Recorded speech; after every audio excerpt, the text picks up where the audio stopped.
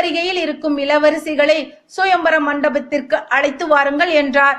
அம்பை முன்னால் வர அம்பிகையும் அம்பாளிகையும் கையில் மாலையோடு பின்தொடர்கின்றார்கள். மணக்கோலத்தில் இருக்கும் மூவரையும் பார்த்த மன்னர்களுக்கு மூவருமே தனக்கே மாலையிட வேண்டும் என்ற பேராசை வளர்ந்தது. ஏனெனில் அத்தனை பேரலைகள் மூவரும் எல்லோரும் நாகதாளி பழத்தால் செய்யப்பட்ட தாதூரால் ஏகியம் சாப்பிட்டதை போல போதையுடன் இருக்கிறார்கள். அப்பொழுதுதான் பீஷ்மர் உள்ளே நுழைந்தார். அதோ பீஷ்மர் என்று எல்லா திசையிலும் குரல் கேட்கிறது. ஒருவன் சொல்கிறான், சுத்தமான கிழட்டு பிரம்மச்சாரிக்கு சுயவர மண்டபத்தில் என்ன வேலை? அடுத்த ஊர் சேவலை பார்த்த உள்ளூர் சேவலை போல் சிலிர்த்தார் பீஷ்மர். நான் கிழவன்தான், துணிச்சல் இருப்பவன் தடுத்து பார்க்கட்டும் என்றார். 3 பெண்களையும் இழுத்து கொண்டு போய் தேரில் ஏற்றினார். தேரோ பறந்தது.